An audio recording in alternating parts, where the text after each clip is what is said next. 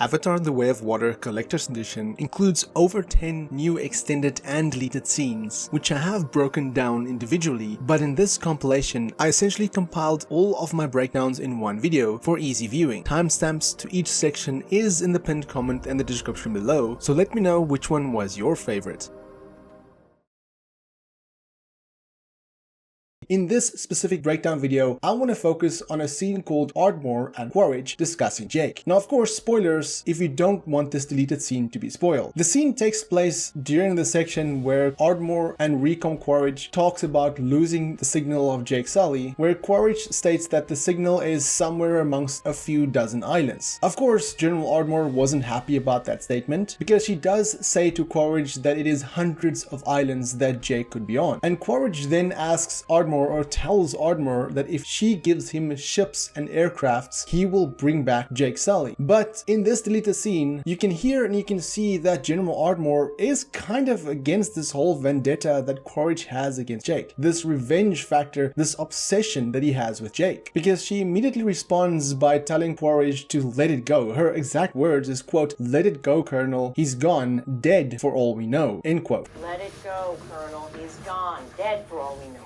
Quaritch then tells Ardmore that Jake is not dead, he's out there, probably raising an army amongst the Sea Clan, which of course he ended up doing. And then Quaritch responds by making a statement telling General Ardmore that this is a coastal installation and asking her if she really wants 20,000 Na'vi hitting them from their seaward flank. And you can see General Ardmore is annoyed by this. She's crossing her arms, she's just really not having it with Quaritch wanting to go after Jake Sully, wanting to take all that resources, the army, and just following this one guy. But then Quaritch kind of makes a point by telling her that she needs to know Sully is dead, obviously because he learned from his mistake from the first movie. General Ardmore then looks down at Quaritch's feet, his dirty feet, almost as if she's like having this thought of, you know, Quaritch has kind of become Na'vi because he's like turning into one of them. Even though I know he's a Recom, but you know what I mean by saying that he's becoming like them, because he had to learn Na'vi, he had to walk Na'vi, he had to talk Na'vi, and that's why he doesn't have his shoes on in the scene. And she almost looks in disgust at his feet. And then after a big sigh, she looks at Quaritch and she says, "One sea dragon, 1 week," and then walks off. Again, I will say it, 1 sea dragon, 1 week, which gives you the answer as to why there was only 1 sea dragon throughout the whole movie, because there are multiple sea dragons, and if they had sent multiple sea dragons after Jake Sully, after the Metkayina, they would have very likely won the final battle of the movie. But obviously she underestimated Jake Sully and the ability of the Metkayina, hence we saw what happened at the end of the movie.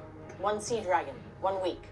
So again, I wonder why they cut this scene. It's only a few seconds long, a minute at the most, and this interaction between Quaritch and Ardmore just gives so much more to their characters, to their relationship, and it kind of makes me feel that there's going to be a lot of friction between them in the third movie, because Ardmore gave Quaritch a sea dragon and he ended up getting it destroyed essentially. So I do see a scenario where Ardmore is going to blame Quaritch for losing the sea dragon, but Quaritch is going to blame Ardmore for not listening to him, for not giving him more ships, more aircrafts, more military, and it makes their dynamic just so much more interesting, hence why I wonder this scene was cut. And this deleted scene titled Neytiri Spearfishes doesn't really add that much to the movie, as there isn't any dialogue, but it is a scene of Neytiri, well, spearfishing, and Renal is also in the scene, but more in the background. But one interesting thing about the scene is that we can actually see Neytiri's Banshee diving in the water, similarly to what we see Quaritch and Wainfleet do at the end of The Way of Water. So the scene starts with Neytiri on top of her Banshee with a spear in hand, and honestly the first thing I thought when I saw this was that this was a scene from the video game Frontiers of Pandora. Of course, this is not the final rendered version of the movie, but it does look a lot like the game. Anyway, we see Neytiri grabbing the spear, then jumping off her Banshee as he jumps into the ocean, catching a fish with her spear. And then in the background, we see Renal on top of an elu, looking underwater, quite pleased with what Neytiri has done. And then right after that, we see Neytiri's Banshee diving into the water as we see all the fishes get startled by this huge banshee jumping or diving into the water. As the banshee comes closer, where she grabs onto the harness, pulling her out of the ocean. Again, very similar to that scene at the end of The Way of Water. And then we see Renal coming out of the water on top of the Elu, again looking very impressed, but as I said, keep in mind that these were never final rendered scenes, that's why they look the way they look. And then we just see Neytiri looking down at Renal, raising the speared fish into the air, celebrating that she had just caught her very own fish from atop her banshee, and then the scene ends. It is literally only about 20 seconds long, and as I said, since there are no dialogue in the scene, it doesn't really add that much to the movie, but it does show a little bit more character development between Renal and Neytiri, something that I desperately wanted to see more of in the movie, because we know when they met for the first time, when Jake and his family landed on the beach, they didn't really like each other at all. So it would have been nice to have this little scene, this little bit of a character development, if you will, between Renal and Neytiri.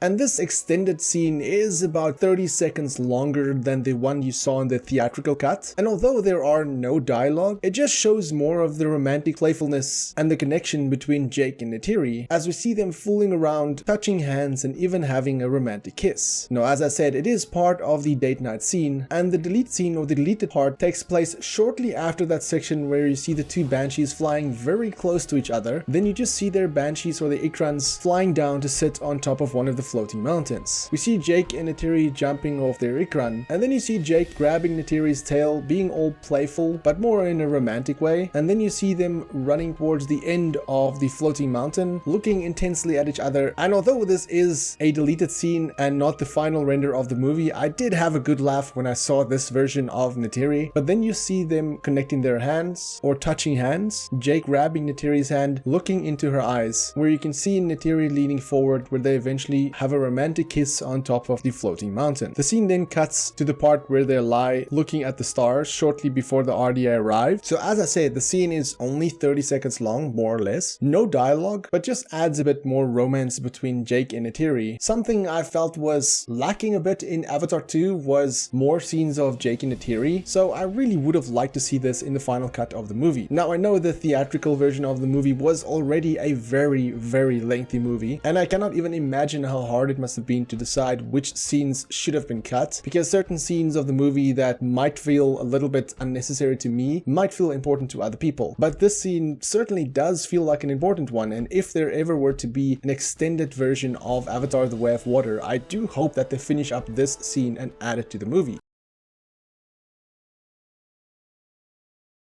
And in this video, I want to focus on breaking down the deleted scene titled Goodbye Mawat. Of course, if you don't want any spoilers for the deleted scenes, then be wary of that going forward, as this is from the digital version of the collector's edition of Avatar: The Way of Water, which was released on the 12th December. Now, the scene itself is about a minute long, so quite lengthy, and it really adds a lot of emotion when the Sully family is leaving the Metkayina clan. But breaking down the scene, it starts with Lowak taking Neytiri's bow, which was interesting to see on its own, because we've seen Neytiri grabbing her bow like that, but here we can clearly see that it is Lowak taking the bow, walking out of the homes where the Sully live. We then see Netem on top of an ikran telling Lowak that they need to go, but Lowak says that he should just hold on a moment as he walks up to Neytiri, giving her her father's bow. She then takes the bow and puts it on top of her ikran, where we can see Jake making sure that Kiri is strapped in, and then we see an emotional scene where we can clearly hear Neytiri breaking down in tears. Now, of course, this is not the final render of the movie, that's why there's no facial emotions or facial animations, so it might look odd to see if you hear this emotional breakdown of a character and you just see this static, strange face, but I can just imagine how emotional it would have been had they kept this in the movie. And then we see an emotional Tuk running up to her grandmother, pleading her to come with him, but Mawat, of course, declines, saying that the clan needs their Tahik now more than ever. Neytiri then calls Tuk back to the ikran, but she runs back to Mawat one last time to give her a hug right before it skips to the scene where they're on top of their ikrans leaving the Metkayina. Now, overall, as I said, it is a lengthy scene, about a minute long, but it adds so much emotion to the whole part when they're leaving their tribe, because I remember when I watched it the first time in the cinema, when they left their tribe, it felt a little bit abrupt. It was just they decided to leave, and then it was the ritual where Jake hands over his mantle and then they just leave on their ikran. I was expecting an emotional scene between Mawat, but here we can clearly see that it was actually shot, but it just wasn't added in the final version of the movie. Should they ever do an extended version of the movie, I do hope they add this, because we can see how much more difficult it was for Neytiri leaving the Metkayina. And this deleted scene, titled Parents from Hell and Standoff, shows a much darker Neytiri and takes place in the final battle of the movie on top of a sea dragon. Now, of course, if you don't want any of the deleted scenes or the extended cutscenes to be spoiled, then do be wary of that going forward, as this is from the collector's edition of Avatar: The Way of Water, the digital version that I purchased on the Microsoft Store. And the whole scene itself is just over 7 minutes long, which does sound quite long for an extended cut or a deleted scene, but most of it is of the battle with Jake and Neytiri on top of the sea dragon at the end of the movie, with bits and pieces of deleted scenes thrown in there. So overall, it's about 1.5 minutes of deleted scenes where you have a few seconds here, a few seconds there. So they're kind of misleading you by saying it's a 7-minute deleted scene, but I guess understand where the extended cut comes from, because it is an extended cut of 7 minutes. So normally this scene would have been roughly 5.5 minutes long, but with the deleted scenes, this whole scene is about 7.5 minutes long. Now, as I said, it is probably one of the darkest scenes in Avatar: The Way of Water and shows a very dark Neytiri. They even state before the deleted scene starts with text stating, quote, "We toned the violence and intensity from this extended cut because we felt the film needed a better balance between the beauty and the uplifting moments and the darkness," end quotes. So when I saw this, I was immediately thinking, okay, what kind of violence were they talking about? And it is quite a violent scene. Now, as I said, it is part of the final battle, and the scene starts where Jake throws the grenade into the missiles of the Samson, the crashed Samson on top of the sea dragon, where he shouts to Spider to get down, and then it explodes, which eventually causes the sea dragon to flip over. All of that, of course, made it into the theatrical cut of the film, but then sprinkled in between, like I said, you have a few cuts where you can see some of the RDA soldiers fighting for their lives, trying to avoid the fire and the debris of the explosion. And then of course you have the scene where the Recoms and the RDA is running on top of the sea dragon. Still, all of this made it into the theatrical cut. And then you have that epic scene where Jake jumps out of the smoke, stabbing an RDA soldier, and after killing a Recom, he grabs the rifle. And then you see Neytiri coming in from the Ikran with her bow and arrow. Again, all of this is still part of the theatrical cut. But then you have a quick scene of Jake running, killing an RDA soldier, which was not part of the theatrical cut, and also grabbing a soldier, an RDA soldier, tossing him over the railing as you hear him falling quite violently next to Quaritch on the floor. You then see the RDA soldiers shooting at Neytiri, where she goes for cover, and then you see a shot of Neytiri shooting an RDA soldier from the back with the arrow going right through his chest. And then you see Jake knocking out one of the Recoms, taking their rifle, shooting at some of the RDA soldiers. And again, like I said, sprinkled in between is like a couple of seconds of deleted scenes here, an extended fight there, maybe 1 or 2 seconds of an RDA soldier shooting at Jake and Neytiri, but it's all sprinkled in between. Then it jumps to the shot where Quaritch shoots at Jake and Neytiri with Kiri and Tuk in the background all tied up. Still all very similar to the theatrical cut. Then as Neytiri is taking out an arrow from one of the RDA soldiers, you see Wainfleet in the background pointing a gun at Neytiri, but unfortunately he was out of ammo, so he reloads his rifle, and you can see his face is all bloodied up from the battle. And as Neytiri is struggling to take out the arrow, Wainfleet is reloading, adding more tension to the scene. But of course, as she's about to shoot, you see Jake coming in with the axe, where she eventually uses the arrow to take out an RDA soldier, which reveals to Quaritch that Neytiri is on the sea dragon. Of course, we see Jake tossing Wainfleet off of the sea dragon, and then Quaritch turns around hissing at Tuk and Kiri. Here it's still similar to the theatrical cut. And then of course we see the scene of Neytiri jumping down, killing the 3 RDA soldiers, but here is where things take the biggest difference. Here is where we see the dark side, or a dark side of Neytiri, because you have to remember, she just lost Netem, she just lost her firstborn, so she is quite in a rage at the moment. And we know the one guy, she breaks his neck, we see that from the theatrical cut, but when she jumps on top of the other guy, she stabs him repeatedly, and I'm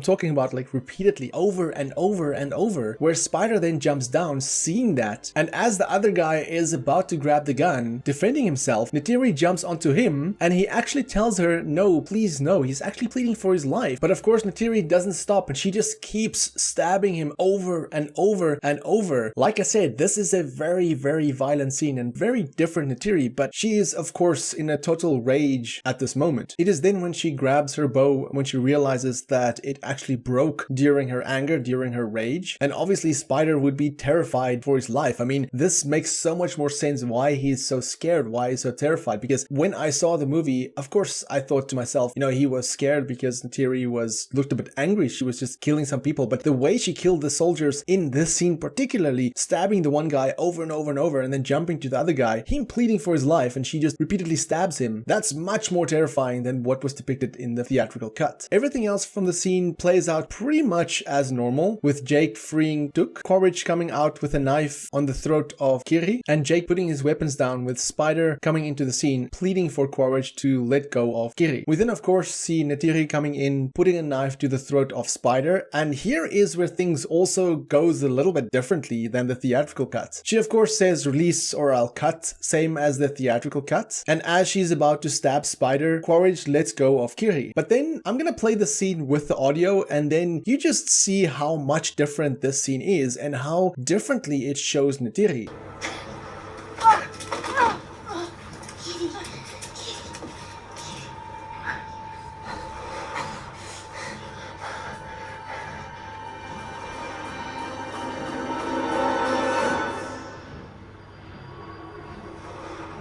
Baby, what are you doing? You really gonna kill a kid, Mr. Sully? Mom, enough. Enough. Stop! Baby, let him go. Son for son. You're a warrior. You fight with me, not with a boy. Baby, listen to me. You don't want to do this. Okay, you don't want to do this. No. Let him go, okay? Come on. Just give me the knife. Just give it to me. Please. There you go.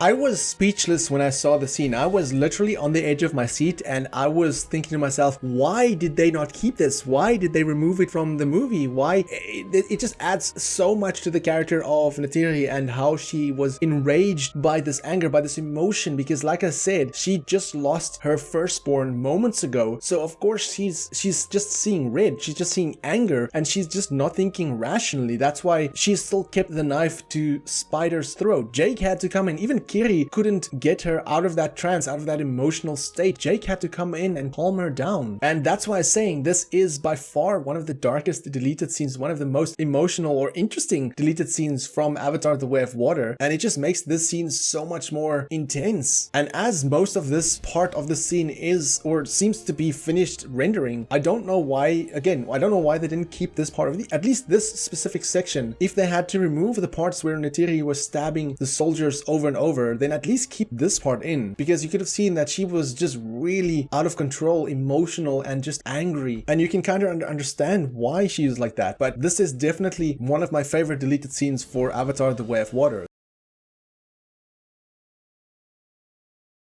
And this deleted scene comes from the collector's edition of The Way of Water, where you can see Neytiri trying to learn how to ride an elu with the assistance of Ronal. The scene seems to be taking place shortly after where you see Jake fail to try and ride a skimwing, and the scene starts out with Neytiri in the water next to an elu, and next to her is Ronal on top of another elu instructing Neytiri what to do. The first thing Ronal says is again, implying that Neytiri has been trying to do this over and over, and Ronal telling Neytiri that she's trying to fly, an elu does not fly. She then tells Neytiri that she has to keep the bond, and in a response, Neytiri in somewhat of a frustrated voice tells Ronal that she understands how the bond works. Of course, Neytiri is frustrated for trying over and over and failing to ride an elu because it's not as simple, and it's of course not something she's used to. She's used to riding an ikran or a dire horse, and this is vastly different. The scene then continues to play out similar similarly to when Luak tried to ride an Ilu for the first time, where you can see Neytiri failing again to ride the Ilu, swimming to the top, looking at Renal, and you can see Renal is kind of frustrated by Neytiri being frustrated about the whole situation. It's almost as if Renal is throwing her hand in the air, thinking, you know, just be patient about this, don't be so quick, don't think that it's going to happen instantly, because it's not going to happen instantly. The scene itself is only round about 20 seconds, but I think adding this 20 seconds to the movie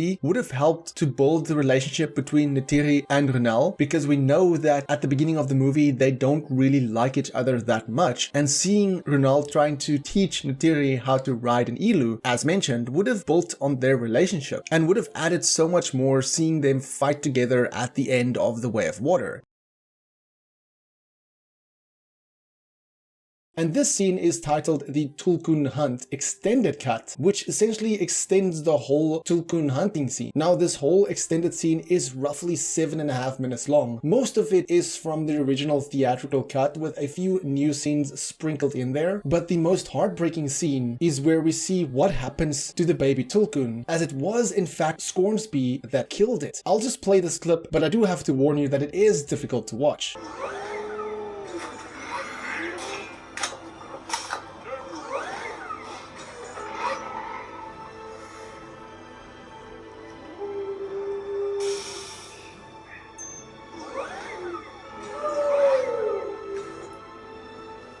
Lights out, little guy.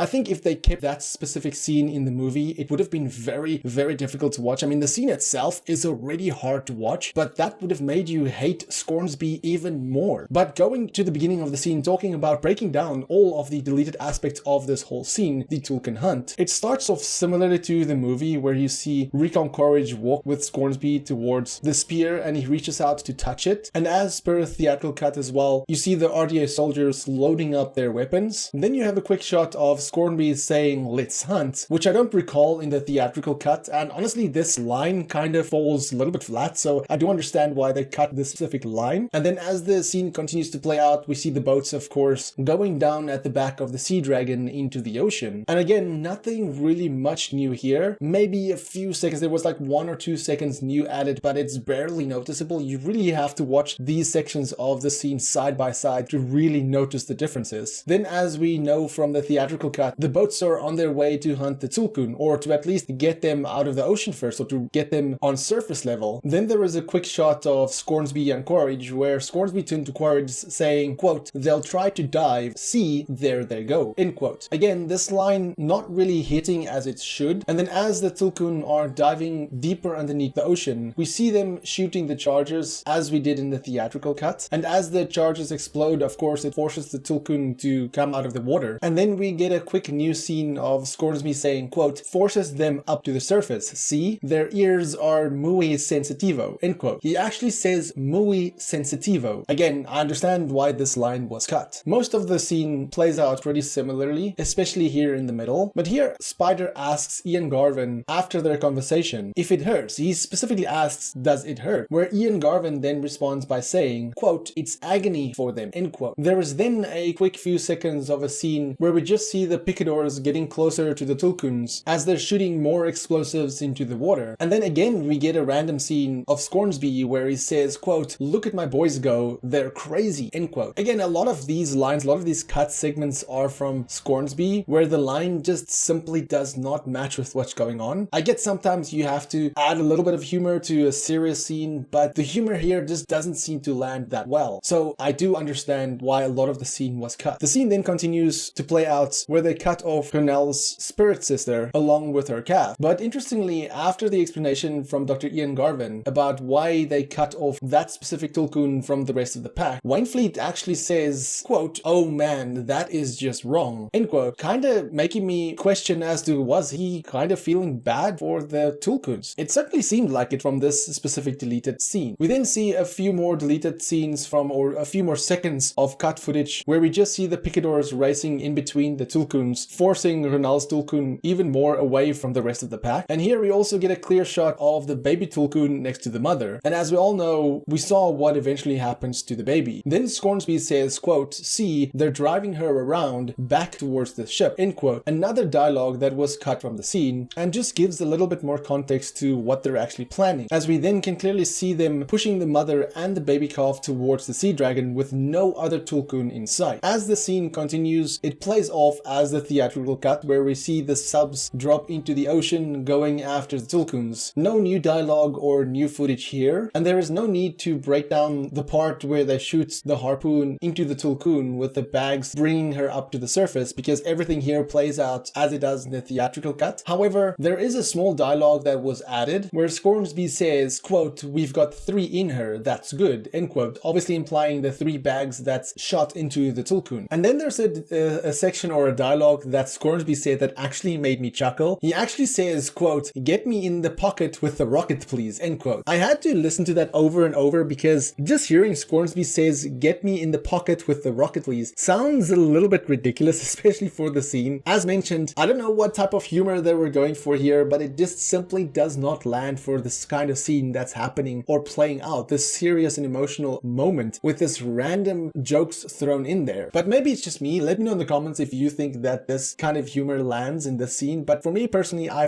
understand why they cut this, and I would have preferred that they kept it out like they did. The scene then continues as normal with another small section thrown in here where we can see the Tulkun struggling after the explosive harpoon has been shot into her chest. And then we jump to a deleted clip where Scoresby shouts that they should watch her swing and they should also keep tension on the line. Short but noticeable differences. Then as the Tulkun is struggling with pain, we also see a quick snippet where she jumps out of the ocean in pain, screaming, and really this was honestly hard to watch as we hear the noise of the Tulkun, this screaming sound, this painful sound, and understand now why they wanted to tone down the violence, because with all of these added bits, it does end up being a much more violent scene, an emotional one, than in the theatrical cut. And then yet again, we get a cut dialogue from Scoresby where he shouts, quote, "We are living large now," end quote. And as the emotional music is playing in the background, the Tulkun is screaming. Like I mentioned earlier and before in this video, this just comes out of nowhere. And I guess I understand what they were going for. The Tulkun in pain, dying, struggling, screaming, and then you have this guy who's causing all this, who's having the time of his life. So it kind of makes you hate this guy more, but the way his lines are delivered just doesn't really match with what's going on. And then the rest of the scene plays out as it does in a theatrical cut with the emotional music and that song playing in the background, where we see the mother Tulkun dead with the calf swimming next to it as the picadors approaches its body. But this shot right here with the baby Tulkun next to the mother is just heartbreaking to watch. Even though this is not the final rendered cut of the scene, it was still difficult to watch. But as the crab suits are climbing on top of the Tulkun body, it is followed by the most difficult scene to watch, and also the scene that shows us what happened to the baby Tulkun from this Tulkun Hunt. We can actually see the weapon being reloaded as the song just continues to play, and Scoresby opening a drink in celebration, looking right at the baby Tulkun as it's looking back at him, knowing what's about to happen, where he just says, quote, "Lights out, little guy," end quote. And then he proceeds to shoot and kill the baby calf. This overall was one of the most difficult deleted scenes to watch and one of the most emotional ones. And if they added this to the theatrical cut of the movie, it would have, well, I can imagine it would have caused a lot of conversation online about this movie and about this specific scene. But I do feel that it would have made you hate Scoresby that much more. I mean, he's already a hated character for what he did, but this would have made you hate him even more. But this was by far one of the most difficult deleted scenes to watch. And although it is a lengthy one in total, the actual deleted parts probably adds up to a minute in total, which makes the scene essentially an extended scene as it is called. So I do understand why they use the term extended scene instead of, deleted scene, because it's not necessarily a deleted scene, there's just a lot added to it. The deleted scene is roughly 25 to 30 seconds long, and although overall it doesn't really add that much, it does show to the viewer that Scoresby and Garvin was, well, as the deleted scene are titled, rescued at the end of the movie, implying that they will in fact be in the third Avatar movie. Now the scene was supposed to take place shortly after Kiri was captured again on the Sea Dragon, and we see the RDA approaching Scoresby, who is in the ocean right after his arm was cut off by Payakan, and you can clearly see him holding the area where his arm was supposed to be cut off. Now of course you have to remember these visual effects for this deleted scene was not completed, so it does look a little bit strange, but it is of course understandable. We hear one of the RDA soldiers shout at Scoresby, "Give me your hand," and Scoresby replies by saying, "I can't, he took it," obviously because Payakan took his arm. As we see the RDA soldiers pull Scoresby on top of the boat, we then see Ian Garvin swimming towards the same boat at the back, and we can still see the Sea Dragon at the back there on the right hand side. The one RDA soldier then just helps to pull Garvin on top of the ship, while we see Scoresby being dragged on top of the ship, again holding the area where his arm was supposed to be cut off. You can clearly see that he has a blue wrapping on the part that was supposed to be cut off, so it'll be interesting to see if or how his arm is going to be replaced in the third movie. Is he going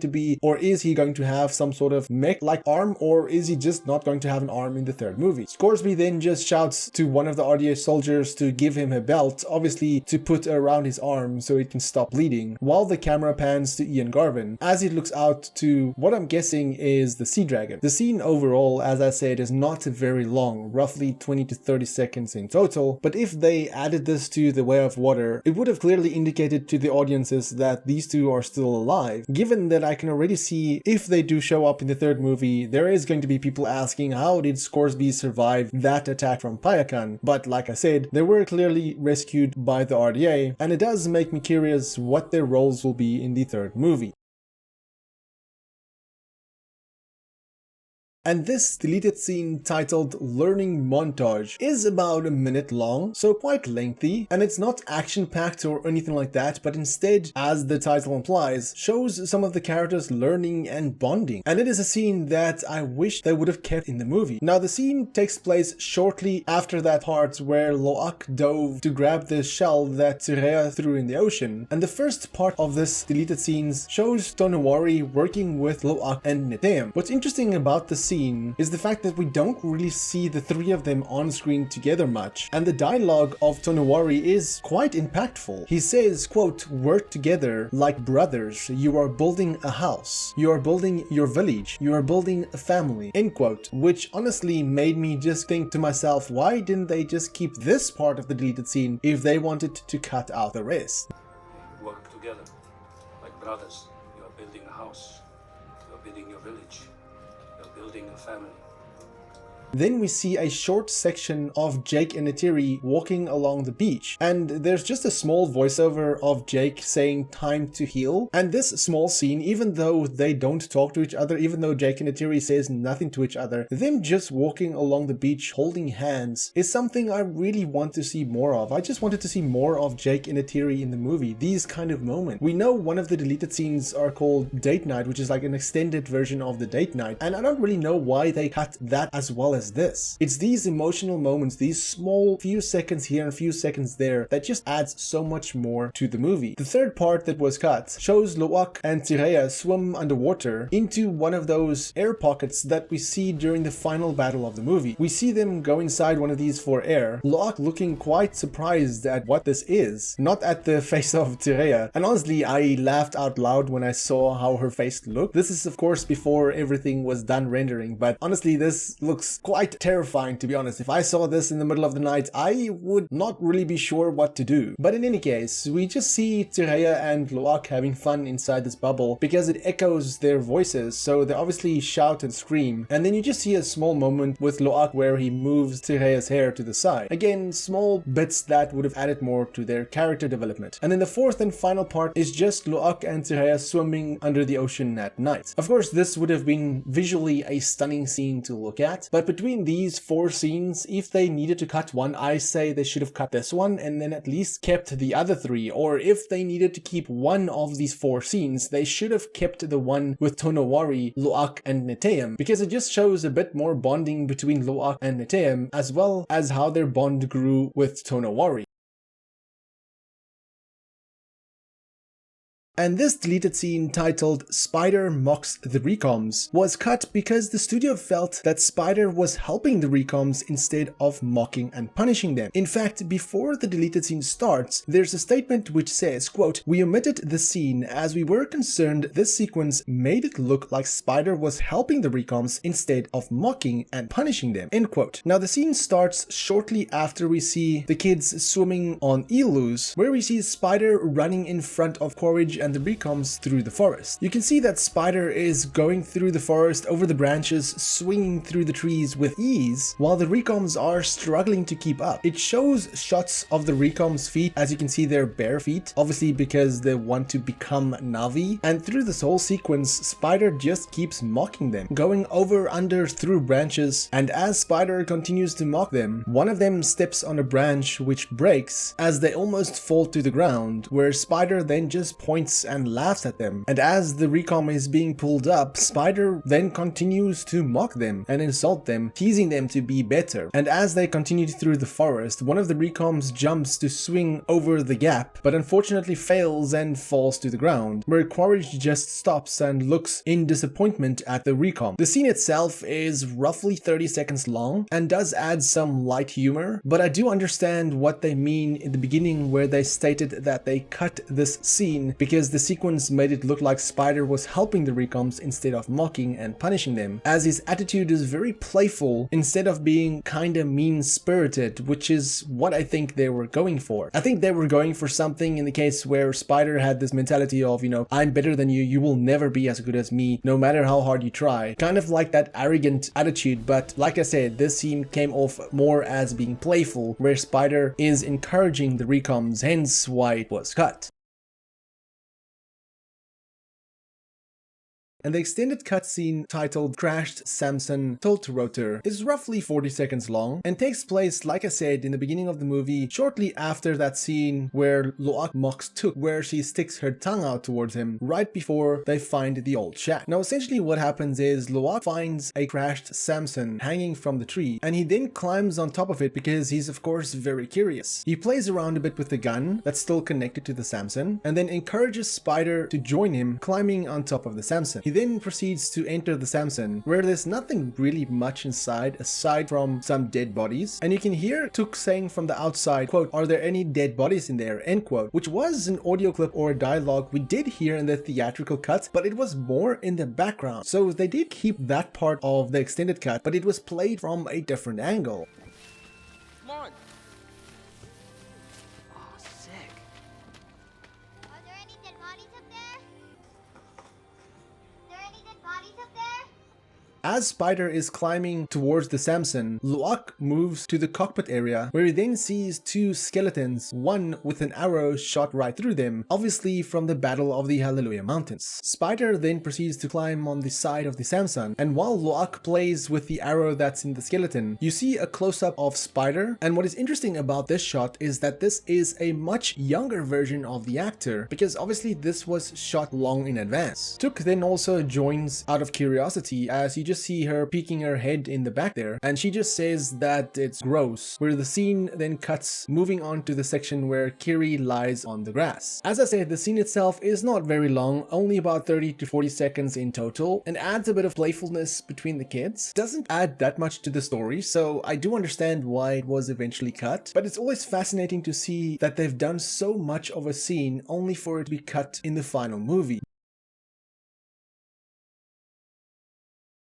And this extended cut, titled Ta'uani Village, is roughly 4 minutes long. Most of the scene where Quaritch and Spider comes to their village stays intact, but there are some clips added here and there that makes this seem a little bit more violent in a way. In fact, before the deleted scene starts, there's a text that says, quote, "We toned the violence and intensity from this extended cut because we felt the film needed a better balance between the beauty and the uplifting moments and darks," end quote. And the additional clips certainly certainly make the scene much darker. Now the scene starts out as it does in the theatrical cut, but then immediately you see a quick clip of an RDA soldier in the exosuit kicking over one of the baskets, which was not in the theatrical cut, and then you just continue to see the RDA soldiers mess up their village, their homes, by just, like I said, just kicking over the baskets, moving blankets, and just throwing stuff around. And as the scene continues, where the Recoms tie up the Navi, putting them on their knees, we see another deleted clip of an RDA soldier in an exosuit preparing to shock one of the Navi. We then see Quaritch look at a picture of Jake Sully, again one of the clips that was deleted, and then we see a clip where they say "leave us in peace." You can see this is a deleted clip based on the rendering that's not finished. Quaritch then shows a picture of Jake Sully where he says "this man," obviously asking about Jake. We then also hear Quaritch say "we know he is in these islands." Then he proceeds to ask "here, this village," where we then see Wainfleet push the gun against the Tsahik, threatening to kill her. As the scene continues to play out as it does in the theatrical cut, it continues to a clip where Spider just tells Quaritch they've never seen him. I do wonder how they decide on what clips to cut, because some of this does add a little bit of context, or some of this makes the scene just a little bit better. But then of course, as in the theatrical cut, we know that Quaritch orders Wainfleet to kill the Elu, but what also happens is that Wainfleet shoots multiple times at the Elu and not just once. In the theatrical cut, we just see him shooting the Elu once, killing it, but even though the Elu is busy dying, we see Wainfleet just continuously shooting at the Elu, making the scene a little bit more violent. Thus, I understand why this was cut. As the scene plays out where Quaritch gets agitated and frustrated with the clan not talking or telling him where Jake is, he of course orders Wainfleet to put the Tsahik on the ground, aiming the gun at her head. And what follows is essentially just extended clips of the RDA torturing this clan, shocking them, throwing them on the ground, and Wainfleet just taunting the clan after he had just threatened to kill the Tsahik. After Spider tells Quaritch that he's not going to be a part of it, he actually shows them a picture of Neytiri, something that was not in the theatrical cut, and something I wish they had kept in the scene. He also asks them about Neytiri, asking if they've seen her, but of course they respond by saying that they know nothing of those people. And then Quaritch orders one of the Recoms to hit the clan leader on the side of the head with a gun. As he's trying to calm his people, we just see more RDA soldiers beat the heck out of this clan, torturing them even more, and you can hear the Tsahik pleading for her life as she's saying "Great Mother is with us," making this scene just that much more emotional and showing us, the audience, how this vengefulness, this revenge of Quaritch on Jake has just completely consumed him. The rest of the scene plays out as it does in the theatrical cut, with them burning the village, with just small clips here and there of the reaction from the clan as they're screaming in agony